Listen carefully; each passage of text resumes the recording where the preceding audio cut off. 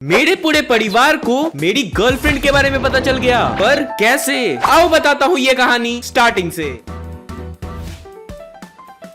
सो ये बात है तब की जब मैं क्लास 7 में था एंड उस टाइम मैं एक कोचिंग में जाया करता था एंड वो एक कोएड कोचिंग था। मतलब वहाँ लड़के और लड़कियां साथ में पढ़ते थे एंड वहाँ का माहौल एकदम चिल था। मतलब ऐसा समझ लो जैसे स्कूल में लड़के और लड़कियों के बीच में बात करना अलाउड नहीं रहता है, उसका एकदम उल्टा ही था कोचिंग में। मतलब कोई भी रिस्ट्रिक्शन नहीं, तुम्हें जहाँ बैठना है बैठो, जिसके साथ बैठना है बैठो। कोचिंग वालों को इससे कुछ फर्क नहीं पड़ता था। और इसी एक कोचिंग के छोटे और बढ़िया दुनिया में मेरे कुछ दोस्त हुआ करते थे। मतलब हम लोग का ऐसा कुछ 4-5 लोगों का ग्रुप था जिसमें 2 लड़कियां थे एंड हम लोग 3 लड़के थे और हम सब बहुत अच्छे दोस्त थे। हम एक साथ कोचिंग आते थे और साथ में ही कोचिंग से जाया करते थे और वापस जाने वाले रास्ते पे हम जो मौज काटते थे मैं तुम्हें कैसे ही बताऊं। पर वो कहते हैं ना कि खुशी ज्यादा देर तक टिकती नहीं है, तो और क्या ही होना था। हमारे इस मौज वाले जिंदगी में छा गए परेशानियों के काले बादल। सो ये एक दिन की बात है जब कोचिंग खत्म होने के बाद हम लोग घर वापस आ रहे थे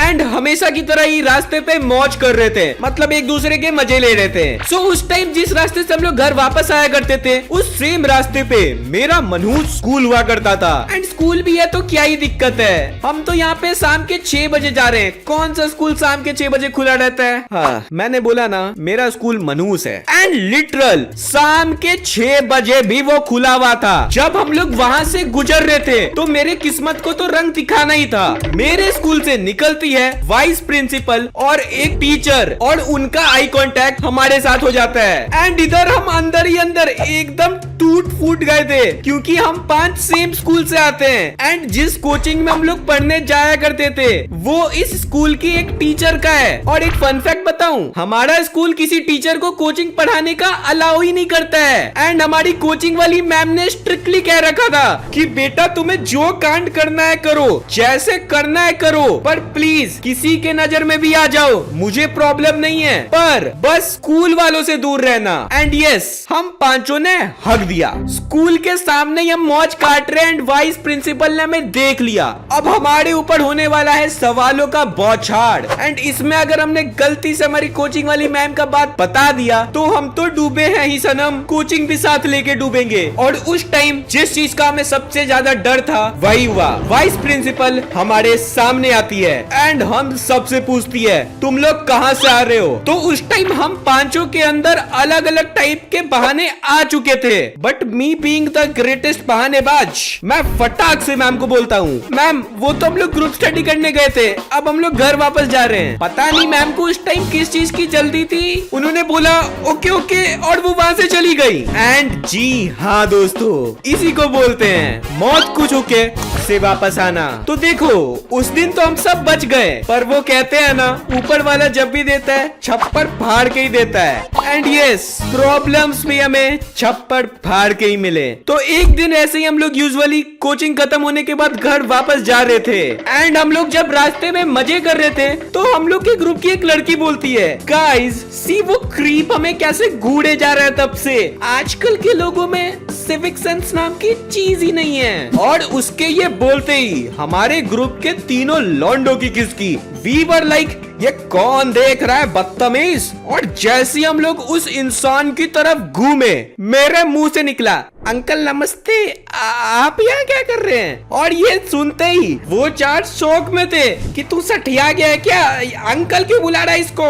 एंड मैं उन्हें समझा रहा हूँ guys please shut up let me handle this. और वो आदमी बोलते हैं चद्दा अंग्रेजी ना बोल रहा है तू आजकल, और इधर क्या कर रहा है, तेरे को कोई काम धंधा नहीं है क्या, या आवारागर्दी क्या कर रहा है रोड पे। सो गाइस जो भी सोच रहे हैं कि भाई ये है कौन, मैं हूं ना गाइस, मैं समझाने के लिए बैठा हूँ, मैं समझाता हूँ। तो देखो तुम लोग के परिवार में भी एक ऐसा कोई दूर के अंकल मामा कोई होते होंगे, मतलब तुम्हारे परिवार में उनकी है नो इज्जत, उन्हें कोई पूछता भी नहीं है, पर उन्हें हमेशा तुम्हारे मामले में टांग अड़ाना जरूरी ही है। और वैसे ही सेम टू सेम मेरे दूर के अंकल ये हैं। पता नहीं इनको मेरे प्रति इतना प्रेम क्यों आ गया है, पर अब कर ही क्या सकते हैं। उन्होंने दबा के मेरे को डांटा एंड बहुत सुनाया और उसके बाद उन्होंने बोला ठीक है बेटा जाओ जाओ घर अब। एंड मैं यहाँ पे अपना मुंह छुपाते छुपाते घर आ गया, क्योंकि दोस्तों के सामने कौन इज्जत नीलाम करवाता है यार। हाँ, वो दूसरी बात है कि उनके सामने तुम्हारी इज्जत रहती भी नहीं है। पर देखो, उस दिन के बाद मेरे को लग रहा था ठीक है, हो गया, वंस अ ब्लू मून हो जाता है ये सब, और ऐसी चीजों को भुलाना ही सही रहता है। तो मैंने जैसे तैसे खुद को संभाला और इस इंसिडेंट से बाहर निकाला। पर इसके कारण मेरे अंदर का डिटेक्टिव जाग चुका था।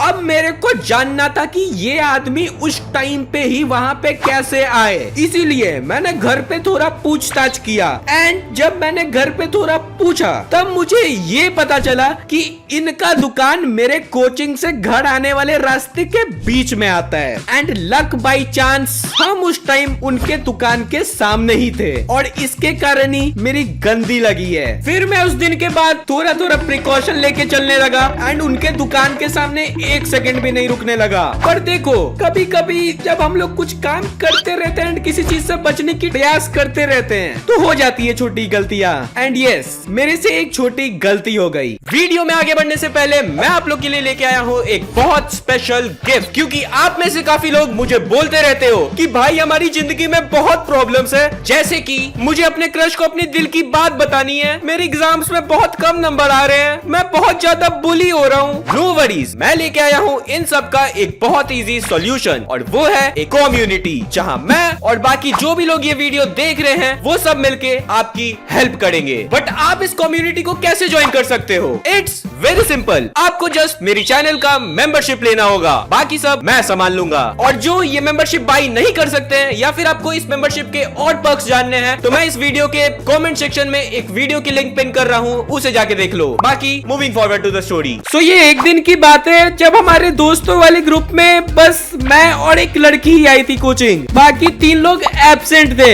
एंड उस दिन हमारी जब कोचिंग की छुट्टी हुई तो हम दोनों ही जा रहे थे घर वापस, और उस दिन पता नहीं लग बाई चांस उस रास्ते में एक आइसक्रीम वाला था। एंड हम दोनों ने सोचा कि चलो अब आइसक्रीम वाला सामने है तो एक आइसक्रीम खा ही लेते हैं, क्या ही होगा। और हम लोगों ने वहाँ एक एक अलग अलग आइसक्रीम ले लिया और खाना स्टार्ट कर दिया। पर मुझे उस टाइम ये नहीं पता था कि ये मेरा दिन बिल्कुल नहीं है। पता नहीं कहां से वो अंकल उस सेम जगह पे बाइक से गुजर रहे थे और उन्होंने मुझे देख लिया आइसक्रीम खाते हुए। देखो, आइसक्रीम खाना प्रॉब्लम नहीं है, पर मेरे बगल में एक लड़की थी और वो भी आइसक्रीम खा रही है, ये बहुत बड़ी प्रॉब्लम थी। देखो, मैं अभी क्लैरिफाई कर देता हूँ तुम्हारे कमेंट सेक्शन में लिखने से पहले, मेरे और उस लड़की के बीच में कुछ नहीं था, हम दोनों के बीच में प्योर भाईचारा था। तो बात का बतंगड़ बनाने का तो सोचना भी मत। फिर क्या होना है, अंकल अपने बाइक को साइड में लगाते हैं एंड मेरे पास आते हैं एकदम चौड़ में। मुझे तो उन्हें देख के ही लग रहा था कि अब तो मेरी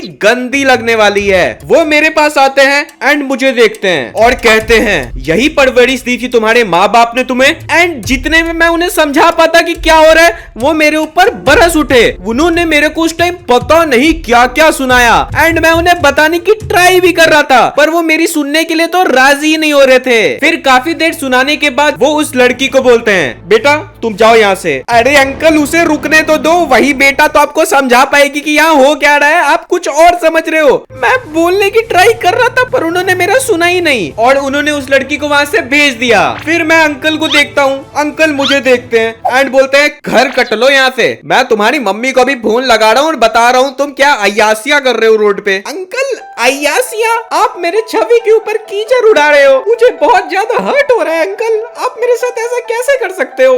अंकल बोलते हैं, अबे भागो यहाँ से, नहीं तो 2 चपेट लगाऊंगा। और मैं वहाँ से जो भागा हूँ उस टाइम, उसके बाद मैं फटाफट घर पहुँचता हूँ एंड जाके मम्मी के फोन के पास बैठ जाता हूँ, क्योंकि अब मैं वेट ही कर रहा था उनके कॉल का एंड उसके बाद मेरी वोट लगने का। पर पता नहीं कैसे उन्होंने कॉल ही नहीं किया एंड ऐसे ही 2-3 दिन बीत गए, उनके तरफ से एक भी कॉल नहीं आया। तो मुझे लगा ओके, मामला शांत हो गया and we are safe. And उसके कुछ दिन बाद कोविड के केसेस बढ़ने लगे एंड लॉकडाउन लग गया। देखो मैं तो ये वाली बात पूरा भूल ही चुका था एंड मैं एकदम चिल हो गया था कि हाश पला टली। पर मुझे उस टाइम बिल्कुल भी ये नहीं पता था कि मेरे साथ आगे जाके क्या क्या होने वाला है। देखो उसके कुछ दिन बाद मेरे घर पे मेरे कोई जानने वाले आए थे एंड नॉर्मली वो हमारे घर पे बैठे हुए थे एंड बातचीत चल रही थी और पता नहीं कैसे उन्होंने बात बात में मेरे से पूछ दिया कि आजकल सुना है तुम बहुत लड़कियों के साथ घूम रहे हो, क्यों बेटे?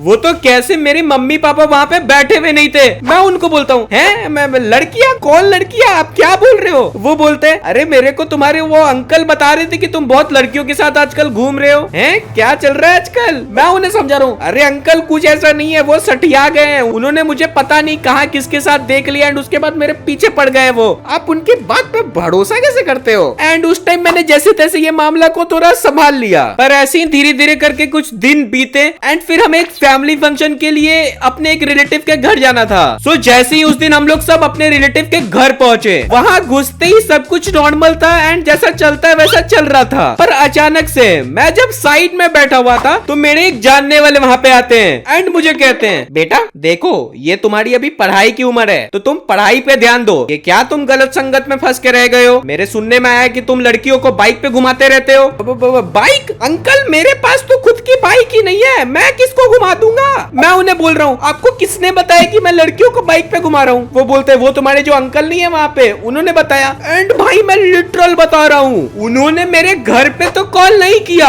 पर ये बात मेरे जो जानने वाले रिलेटिव जितने भी लोग थे सबको पता नहीं कैसे बढ़ा चढ़ा के कुछ भी बता दिया। मैं उस टाइम अपने आप को कंट्रोल कर रहा था कि भाई हर्ष कंट्रोल, बस एक बार घर पहुंच जाऊं उसके बाद कुछ सोचता हूँ। और मैं उस फैमिली फंक्शन में मुंह छुपा के इधर उधर भाग रहा हूँ, बच्चों के बीच में छुप रहा हूँ। भाई मैं तुम्हें बता नहीं पाऊंगा उस टाइम मैं क्या क्या करके बचा हूँ लोगों से। एंड मैं जब लोगों से बच के एक रूम में छुप रहा था तो उस टाइम मेरे सामने एक छोटा बच्चा आता है एंड मुझे कहता है भैया मेरे सुनने में आया है कि आप अपने गर्लफ्रेंड को घर से भगा रहे थे एंड आपको भगाते हुए उस अंकल ने पकड़ लिया। भगाते हुए? अरे मेरे पास तो गर्लफ्रेंड ही नहीं है, मैं तो सिंगल हूँ बचपन से।